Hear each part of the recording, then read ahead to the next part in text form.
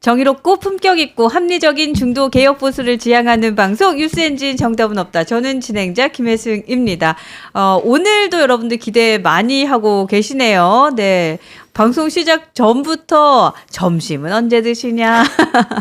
방송 너무 많이 하시는 거 아니냐? 여러분들 많이 걱정을 해주시고 계시는데요. 제가 뜸들이지 않고 바로 소개해드리도록 하겠습니다. 정치는 상식이다. 네, 공달 윤희석 전 대변인님 오셨습니다. 안녕하세요. 네, 안녕하세요. 네, 많이 기다리셨고 또 많이들 기대하시는데 인사 정식으로 부탁드리겠습니다. 예, 저 윤희석입니다. 저 댓글 보니까 제 점심 언제 먹냐고 하시는데 제가 중간에 차에서 잘 먹으니까 걱정 안 하셔도 됩니다. 예, 잘 챙겨 먹겠습니다. 네, 여러분들은 지금 식사하시면서 보고 있으시나 봐요. 네, 좋습니다. 여러분들도 식사 잘 챙기시고 네, 건강 잘 챙기시면 좋겠습니다.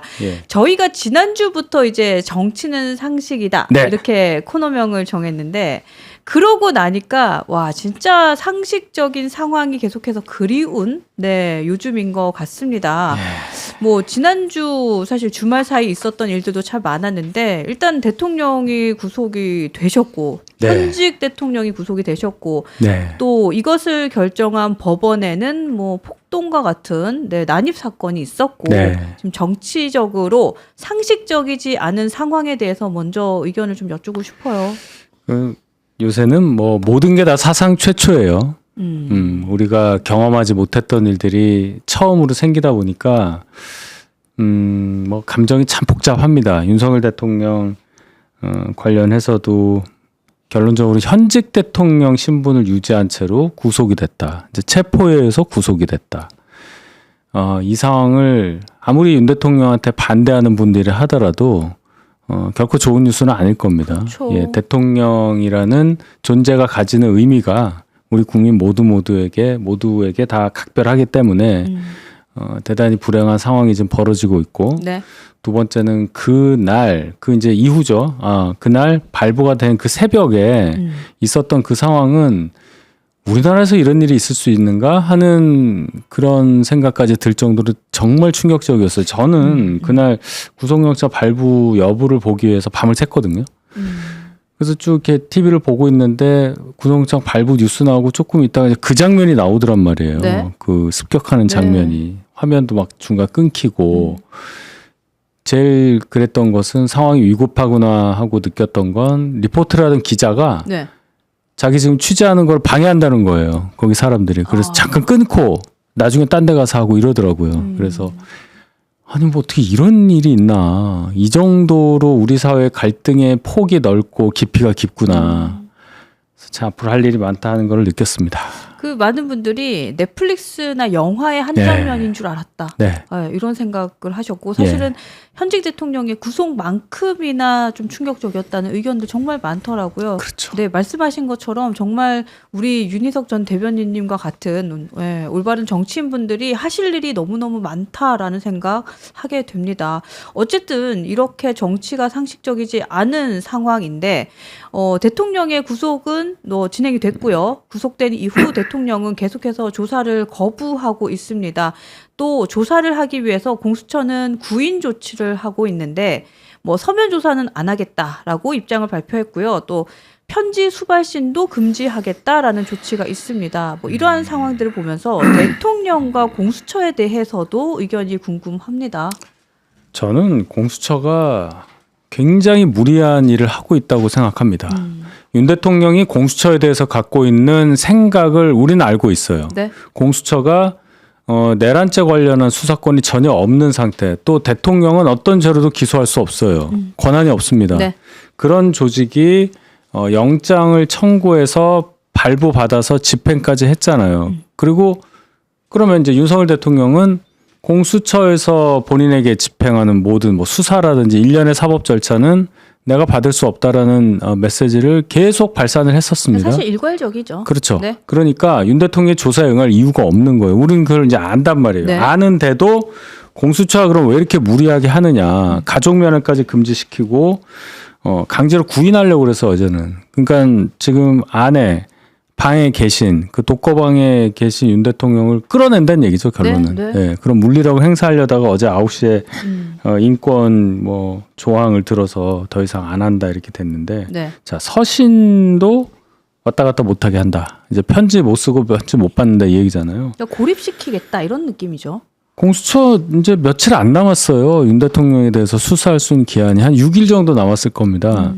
체포 기간 48시간 빼야 되니까 이제 6일도 안 남은 상태인데 이렇게까지 무리하게 할 이유가 있느냐. 윤 대통령 어차피 공수처 조사실에 윤 대통령이 간다 하더라도 네. 묵비권 행사할 가능성이 높잖아요. 그렇죠. 사실은 구인까지 왜 저렇게 하지? 가셔도 어차피 말씀 안 하실 것 그러니까 같은데. 공수처가 제가 계속 반복하지만 이 기회에 그동안 4년 출범 4년 이후에 보여줬던 아주 미약한 존재감을 일거에 회복하고 공수처라는 것은 이래서 있어야 한다는 것을 뭔가 국민들께 각인시키기 위해서라도 이러한 뭐 수사 관련한 일들을 모든 것을 동원해서 다 하겠다. 이거 외에는 저는 이해가 안 가요. 네. 근데 사실은 그런 얘기 하더라고요. 그러면 이제 어쨌든 구속의 기한은 정해져 있고, 네. 뭐 대통령은 지금 공수처에 대해서는 인정하지 않고 있고, 그렇다면 다른 수사기관이 빨리 투입이 돼서 조사를 좀 진행해야 되는 게 아니야? 라는 얘기를 하기도 하고, 또 일각에서는 근데 그래도 검찰 역시도 뭐 어쨌든 그 내란죄 혐의에 대해서는 뭐 조사할 수 있는 권한은 없는 상황이고, 네. 그러면 대통령은 구속을 시켜놨는데 조사를 어떤 식으로 할 수 있지에 대한 얘기가 분분합니다. 그러니까 저도 그 부분을 이제 이 부분을 좀 많이 연구한 법률 전문가들한테 좀 여쭤봤어요. 네. 검찰로 넘어가더라도 열흘씩 나눠서 한다고 했으니까 구속 기간을 원래 열흘이지만 열흘 연장할 수 있어서 그 반반씩 하겠다는 거 아니에요? 네. 그래서 결론은 기소는 검찰이 하니까 검찰이 나중에 한다 이 얘기잖아요. 근데 검찰도 수사권이 없는데 그럼 이게 무슨 얘기냐? 경찰에서 수사해서 올라오는 것도 아니지 않냐 그랬더니 지금 검찰이 윤 대통령을 제외한 김용현 뭐 이런 분들에 대해서 기소를 막 하잖아요. 네.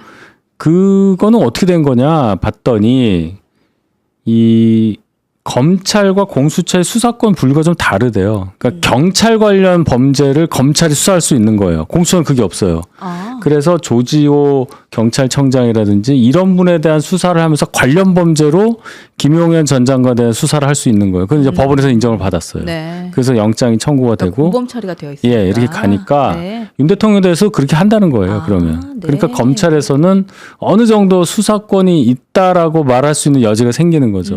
그러네요. 그건 좀 공처랑 차이가 있습니다. 아, 그러네요. 그러면 어쨌든 공수처가 체포할 때에도 사실은 좀 이런 표현이 좀 죄송합니다만 똥볼을 좀 찼는데 수사에서도 지금 난항을 겪고 있는 이 상황 자신 없으면 빨리 넘기던가 국민들만 계속 이렇게 갈라쳐지는 상황을 만들지 않았으면 좋겠다라는 생각도 좀 하게 됩니다.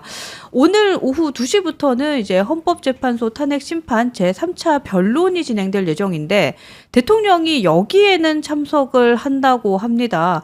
네, 탄핵을 당한 대통령 중에는 유일하게 직접 참석을 해서 계엄을 왜 했는지, 왜 정당한지를 밝힌다고 하는데 일단 2시부터 진행이 되는데 1시부터는 지지자들이 집결을 한다고 하더라고요. 네, 이 사안도 어떻게 보시는지 궁금합니다. 일단 윤 대통령 입장에서는 방어권을 완전히 다 사용하겠다. 적어도 헌재 탄핵 심판 관련해서는 이제 그런 의지를 우리가 읽을 수가 있는 거죠. 원래 이 탄핵 심판에서는요, 당사자, 그러니까 피청구인, 뭐 대통령이든 뭐 장관이든 누구든 이 탄핵 의결이 된 사람이 나서서 각 공판기일마다 변론을 하는 게 원칙이에요.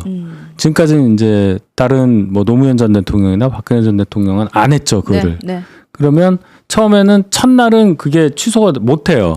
없이는 안 되니까. 근데 두 번째도 안 하면 그냥 진행을 합니다. 그러니까 원칙은 있어야 한다는 건데 그건 이제 당연히 본인 변론을 위해서 나가는 겁니다. 요거는 뭐 크게 우리가 뭐라고 말할 거는 없는데 네. 문제는 이 지지자들이 집결해서 뭐 시위를 하거나 한다는 거 아니겠어요. 네. 굉장히 위험합니다. 네, 이 분위기에서 굉장히 위험하고 박근혜 전 대통령 탄핵 그 인용 결정 났을 때도 거기서 물리적인 사태가 벌어져서 4분이 돌아가셨단 말이에요. 예, 그랬네요. 그게 있고 네. 참 오늘은 별일 없이 지나가기를 바랍니다. 우리의 관심은 윤 대통령의 변론 내용이죠. 네. 처음 보는 거니까요. 그렇죠. 네. 그건데 그 외에 바깥에서 지지자들의 어떤 뭔가 이 혼란스러운 상황을 유발할 수 있는 행위들이 없기를 경찰과 이분들 간에 아무 일이 없기를 그렇게 바랍니다. 근데 그 탄핵 아까 내용에 대한 말씀 잠깐 하셨는데, 그러니까 여러분들도 계속 글 주시는 게 이런 글을 주세요. 아이 뭐 오늘도 가셔서 뭐 부정선거 얘기하시겠죠. 네, 아니면 왜 계엄을 했는 게 정확하게 본인이 할 도리를 했는지 얘기하시겠죠. 뭐 이런 얘기를 계속 하시는 것 같은데, 어쨌든 내용은 뭔지를 알 것 같다. 라는 생각이 사실 좀 들어요. 뭐 속단하기는 어렵지만 그래도 어떤 논조로 말씀을 하시겠거니 이런 생각은 하게 되는데, 혹자는 이런 얘기를 합니다. 이런 식의 변론, 이런 식의 계속해서 그 계엄의 정당화는 오히려 탄핵 심판의 시간, 그러니까는 최종 결정을 내는 시간을 짧게 만들 거다. 그러니까 재판관들도 아유 참 또 저 얘기 하네. 또 저 얘기를 하네 하면서, 그러니까 경청하겠지만 어쨌든 탄핵을 좀 확신할 수 있는 여지를 주는 게 아니냐라는 얘기를 하더라고요. 뭐 그렇게 볼 수도 있죠. 왜냐하면 지금 계엄 선포 행위 자체에 대해서 윤 대통령은 이거는 대통령 혼자 판단할 수 있는 거니까 사법적 판단이 안 된다는 소위 통치행위론 주장을 하고 있는 거고, 네. 다른 분들은 그 행위 자체에서 발생한 위법사항, 위헌사항에 대해서 다퉈야 한다, 뭐 이 얘기 아니에요. 그러니까 이제 관점이 전혀 다른 거죠. 근데 윤 대통령은 아무리 헌재 재판관들이 받아들이지 않는다 하더라도 네. 본인이 생각하는 그런 어떤 이유, 계엄 선포 이유라든지 본인이 생각하는 이 상황에 대한 인식, 이런 것들을 헌재 재판정에서 심판정에서 설파할 수밖에 없어요. 윤 대통령 지금 탄핵 의결된 이후에, 물론 비상계엄령 발령 직후에도 쭉 말씀하셨지만 내가 대통령인데 지금 나라 상황에서 이 조치를 하지 않으면 정상적인 국정 운영이 불가능하고 국가 운영이 안 된다. 이런 얘기를 쭉 해오셨고, 탄핵 의결이 된 이후에도 지지자들 또는 국민들을 향한 메시지의 일관된 방향이 바로 그거였단 말이에요. 네. 구치소에서도 메시지를 네. 국민들께 내셨으니까 오늘도 아마 거의 비슷한 얘기를 하실 겁니다. 다만 형식이 헌재 재판관, 헌법재판관과 직접 1대1로 얘기를 하면서 헌법재판관이 묻고 대통령이 진짜 답을 하는, 정말 우리가 알고 싶은 얘기가 그대로 나올 수 있는 상황이 나올 거다. 그래서 어떤 말씀을 하시는지가 굉장히 궁금합니다. 그러네요. 오늘 2시부터 진행이 된다고 하니 일단 1시부터 지지자들이 모여서 집결을 한다고 하니 뭐 1시부터 어떠한 유혈 사태도 없기를 바라보고요. 또 2시부터 윤석열 대통령의 심판, 변론 기일이 진행되면 거기에 따라서 나오는 속보로 저희가 또 2시, 4시 방송에서 여러분들과 함께 소통하면서 방송 진행하도록 하겠습니다.